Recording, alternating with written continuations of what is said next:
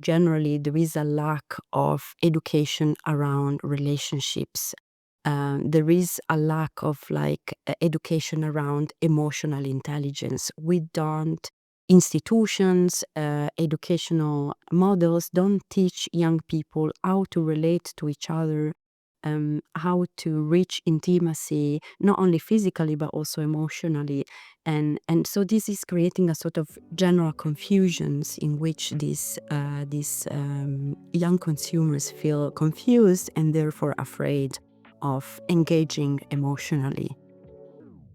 In our complicated, fragile world, a new emerging mindset is appearing: heightened fear. Our research at WGSN confirms this is only going to grow and will affect everything from how we live and interact with other humans to how we'll shop and choose brands. Today, cultural strategist and Foresight lead at WGSN, Martina Rocca, joins the podcast to discuss these fears, brand strategies, and future implications.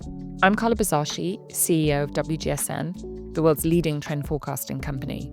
And you're listening to Lives of Tomorrow, the WGSN podcast about how we'll live our lives in the future. Now, Martina, I think this is your third appearance on the podcast, so there'll probably be plenty of listeners who've heard from you before. But for those who are new, can you introduce yourself? Hi, Carla. Hi, everyone who is listening. My name is Martina Rocca, and I am a cultural foresighter. So I lead the Foresight division at WGSN. And in this division, we analyze very emerging trends, specifically behavioral, cultural, and emotional, to understand their long-term impact on consumer and the markets. And we develop a sort of intelligence that I call anti-fragility, which is a powerful strategic intelligence that enables our client to navigate long-term a volatile, uncertain, and complex consumer and business market. So we've got a really kind of specific topic today, which is all about heightened fear. So you're seeing this as an emerging mindset at the moment. Can you explain why you've identified this and where it's come from?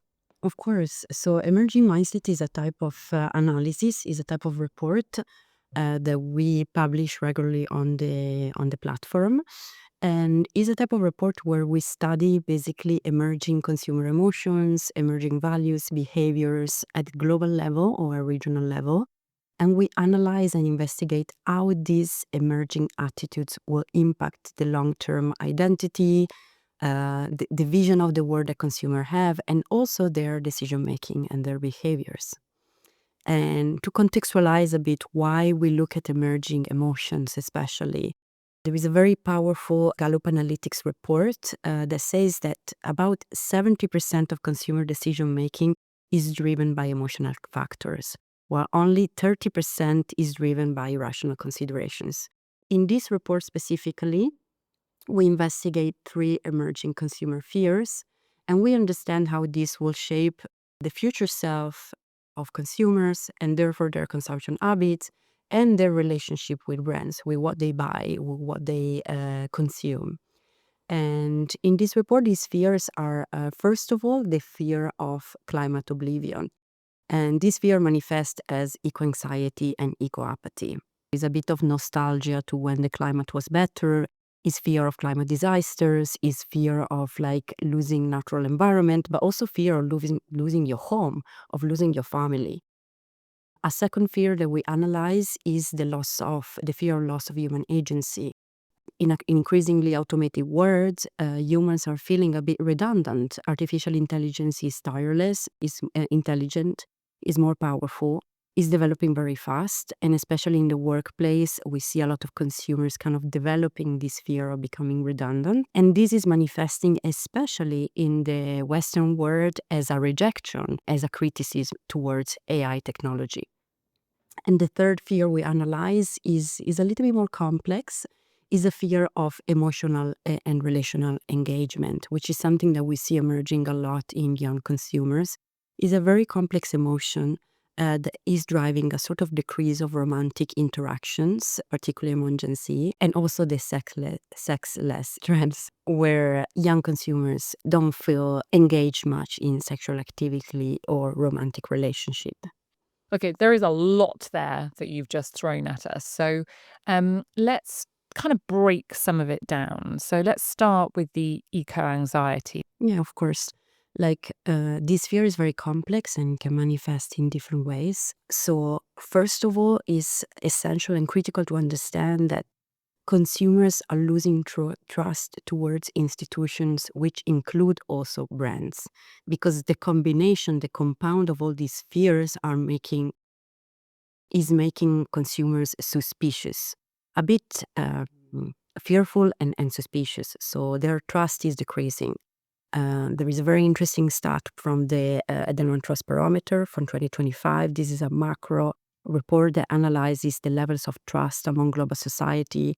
It's something like 32,000 respondents, so it's very, very large study. And this year they show that 61% of global consumers report a moderate to high sense of grievance, believing that governments and business arm them and serve the narrow interests of the wealthy people. So we see how trust is evolving among consumer, and distrust in business is increasing. Trends are not linear. Yeah. So within the same trend nucleus, we have even contrasting behaviors, contrasting mindset, contrasting attitudes coexisting in the same behavior, in the same consumer persona, in the same identity. Yeah. So let's move on to sort of fear of AI. I think we would struggle if we walked out into the street now and interviewed 100 people to find people who'd actually lost their jobs because of AI. But the fear is definitely there. So again, explain sort Yes. of where we are on this particular journey. Yeah, again, it's important to recognize the complexity of this trend that manifests very differently in different contexts. For example, in China, there is a lot of trust in technology and in governments, and this is naturally leading more trust towards artificial intelligence. We saw this study that says that the majority of Chinese consumer feel trust towards AI, and I think is over the 70% of consumers. While in the US, where level of trust towards institutions, toward the governments, towards the system is decreasing much more compared to China, we see trust in AI being very, very low. I think it's just over 30%. So again, complexity of the trend that manifests in different ways, in different regions, in different consumer groups. Yeah. And also depending at which speed the country is developing, the government and policymaking are developing this technology, I think is something very important to consider. But of course, is a human fear. We see this technology is also very difficult for the single consumer to deeply understand the complexity and the impact of this technology, because there is so much going on, and for a non-expert, it's difficult to grasp all this information. And in the news, they often come out as something shocking. AI is taking our job. AI is doing this, and we don't recognize fake from true. And so there is this kind of also the news and the cycle of information is really kind of shaping even more this emotion towards fear instead of positivity. So is an emotion that is also influenced, I think, by the way in which information around AI are communicated. You can come at this from many angles. The fact is, the average person is getting it via social media news feeds. And the Exactly. sensationalist angle of those, the kind of clickbait side of it. So it's an ongoing debate, but I appreciate why it's sort of feeding into this heightened fear mindset. I think everyone can acknowledge the climate change anxiety. Everyone can acknowledge that AI is going to have an impact on their world. So talk to me about this sort of the sexless relationship part of this heightened fear.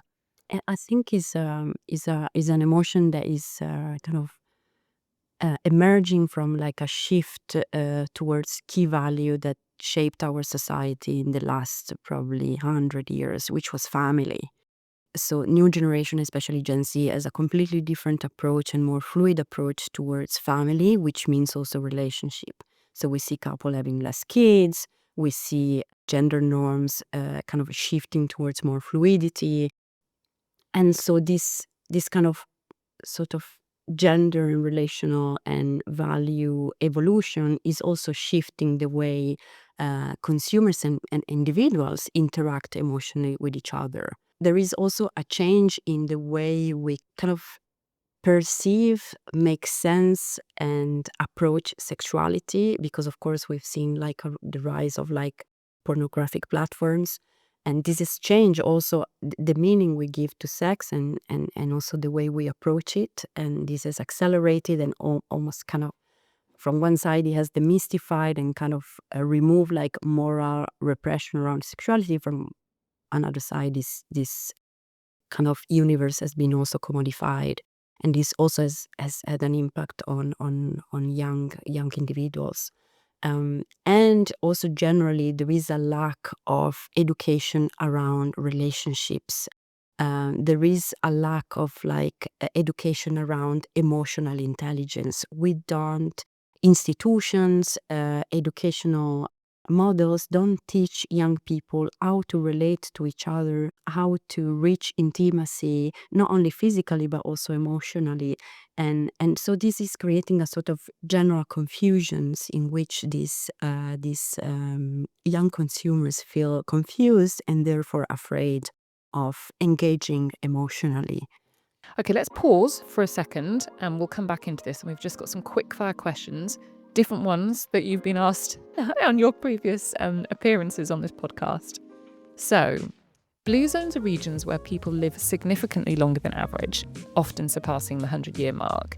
Now, if you had to live in one of these regions, where would you live? Would it be Okinawa in Japan, the Nicoya Peninsula in Costa Rica, Ikaria in Greece, or Loma Linda in California? I would choose Japan. Okay. It's just a word and a country that is so different from my native one, that it would be very interesting for me to live there and learn from this culture. I mean, Italy is all about maximalist, explosive expression, being emotional, almost like dramatic. Sometimes in Italy here reality feels like a theater, no, and drama. Wherever it is extreme, and I feel that Japan is very different. It's a completely different culture about like quiet emotions, in being introverted and more reflective. So it would be very nice for me, like a very nice path for growth to be there and learn. Okay, what activity would you choose for team bonding exercise? But we try to create something that connects people, probably with food. Which is a good kind of easy connector. Maybe like a cooking activity, where then the team cooks together something and then the team consumes this in a dinner, in a lunch, ideally open air, like outdoor. So even the members of the team can kind of enter and exit. If somebody feels a bit more introverted and wants some emotional distance, they can move apart. I wouldn't close them into a space. But yeah, cooking food is an amazing, beautiful connector that is a universal language, I would say. Okay, sunrise or sunset? I would say sunrise because it's aspirational for me. I'm a person who needs to sleep a lot. I'm a sleepy being, really. For me, 9 a.m. is like already like struggle.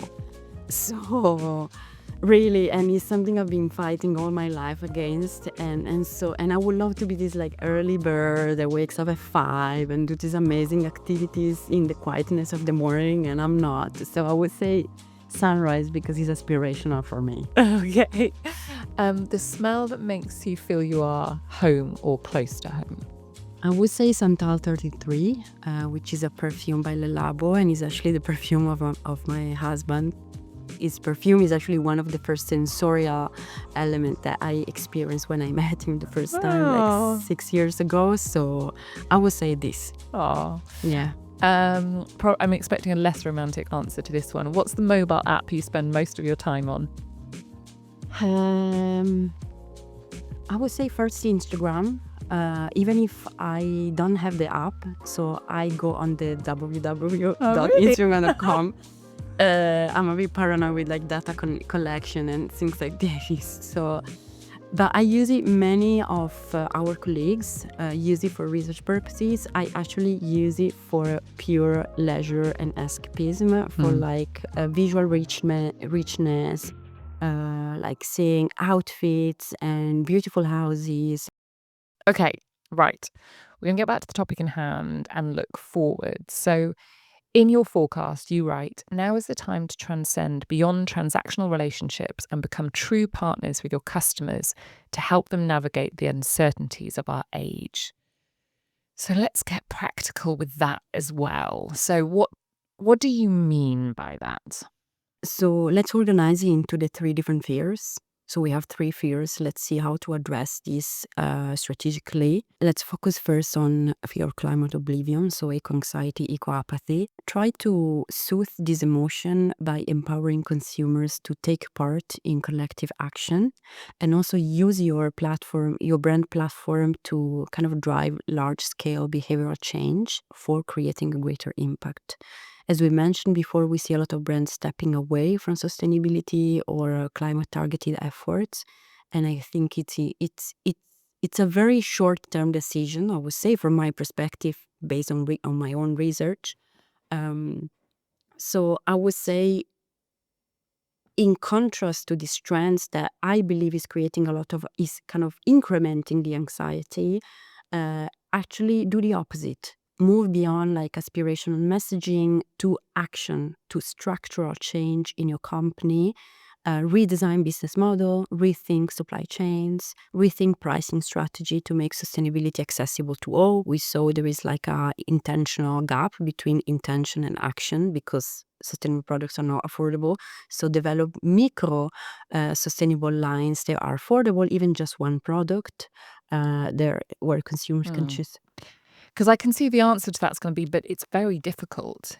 Every company everywhere in the world is suffering from, here in the UK, national insurance increases. If you're running a business, it's expensive to run a business at the moment. So creating more affordable, sustainable options, I can imagine lots of business owners are going to say that just feels impossible at the moment. Change strategy. Like sustainability is, we mentioned, I think a couple of years we introduced this idea of like atomic actions. You don't need to go grand, like let's change everything, let's change our business model. You can create pockets of innovation, pockets of change within your company. Start by, okay, you can create a new sustainable product that is affordable for your customers. Start internally. Start investing in educating your workforce on sustainability. Like, how do you recycle? I remember, like, many years ago, when I was still living in London, in our office, actually, we had I think the leadership, probably you or somebody else, they invited these experts of waste of recycling. They led a recycling and waste facility in the UK, one of the biggest, and they came and they gave us this amazing 1 hour workshop on how to recycle. Yeah. And they broke so many misinformation, and that was great. This is something that is not extremely expensive, but you are facilitating, you are pushing forward this behavioral change. It means that your workforce, even like 20 people, 50 people, depending on the scale of your company, will start to know more about recycling, how to recycle, and probably all of them, 50% of them, even just one of them is going to start to recycle correctly, sorry. And this is is the seed of a chain. Yeah. It's the seed of a change, and this is atomic actions. So small actions that in 5, 10, 20 years are going to stack up and become a grand action, a big change. Yeah, I think that's a really nice way of thinking about it. I think let's come to the third one, because we've probably talked about that one a little bit less, but this idea of a decreasing value in relationships, or a fear of that. There's some stat, I think, here. So Forbes are claiming 60% of US men are single, which seems like a very large percentage.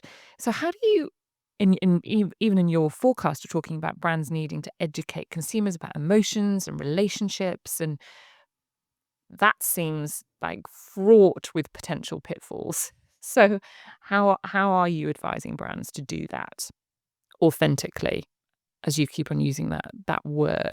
Education, experts, collaborate with experts. You cannot be an expert in everything. It's not possible. Nobody is. They spend their life to develop this specific intelligence, this specific knowledge, and and be critical, of course. Use critical thinking as a tool, really reflect on what you are doing, the brand initiative you are doing. Don't just throw them out wherever, just really reflect on them and collaborate, develop this in collaboration with experts. An example that I really like come from the dating app Inch. They collaborated with the relational psychotherapist Esther Perel. She's a big expert in this field, and also she's very established. She has a big following on her social media. She is respected in society. They are using her expertise, integrating her expertise into the app to help the user develop their prompts when they introduce themselves. In this app, you need to develop probably your profile, and then you need to engage in conversation with the people you match with. And so they used her intelligence to kind of develop new type of prompts, because the app suggests you some prompts that you can use, to develop more kind of emotional intelligent prompts, and also to engage users into reflection before building their profile and before engaging in conversation with another person. Do you know why I think this one's really interesting is there are lots of apps out there who are saying use AI to craft your profile, to write your, things like, I don't know, my email is telling me it'll write the email for me. My LinkedIn is telling me it'll write my posts for me. And this, they've actually used a respected human expert rather than AI. So there's again, there's a kind of crossover here, which is quite interesting. Interesting innovation, because of course this is also developed with AI, because some of the prompts they kind of used and train the algorithm with her intelligence, and some of the prompts are developed. But it's a mix, because also they use her, they release content with her, like giving advices. So it's a bit of a mixed media, or mix approaches innovation. But it's amazing, because I think is how we should use AI. And how we should combine AI with human intelligence. And it's very authentic. It shows that the brand care. It shows that the brand care about how users use the app. It shows intelligence. It shows compassion. It shows empathy from the brand perspective towards users. I think the way AI should be used is this combine, is something that we call collective intelligence. In the past, we introduced this in our macro forecast. Is the combination of multiple intelligences: a human, a machine, scientific.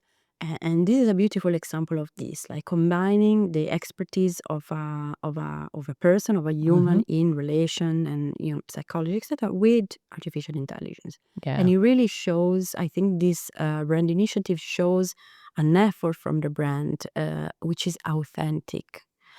They really listen to the customers. They see the customers are struggling to build authentic relationship. Often the app is performative. You show off instead of being authentic, and this creates like disconnection in the relationship. So it's really an initiative that says, hey, Hinge is listening to you. We see you. We are trying to do something to help you. Yeah, which is really lovely given the topic. But are you personally more anxious or hopeful about the future? Well, I'm personally a very anxious person, so but that's that's just a coping mechanism. I'm both. Because I have so much trust in new generations. I often I love doing mentorship, so I mentor young students, young creatives, young researchers in their path, especially while they're at university. So still they haven't entered the professional environment, so they're very pure. Woman in corporate or dynamic, and their energy, their power is amazing, and I love this. And this gives me a lot of hope. Also, like yesterday, our youth expert, Liz Tan, she made a presentation about Gen Z and their evolution. And for me, it's just amazing. The energy they have, the creativity, the input they bring is this force they bring through music, to creative outputs, to political initiatives, is gives me a lot of hope. So I believe in this generational shift a lot. Gen Z, Gen Alpha, Gen Beta, I really believe in the power, in the transformative power of youth. A huge thank you to Martina Rocca, cultural strategist and Foresight lead at WGSN. Please check out our other podcast, Create Tomorrow, with my colleague Cassandra Napoli. But that's it from me for now. I'll return with a new episode of Lives of Tomorrow in 2 weeks' time. My name's Carla Buzasi. I'm the CEO of WGSN, and I'll see you next time.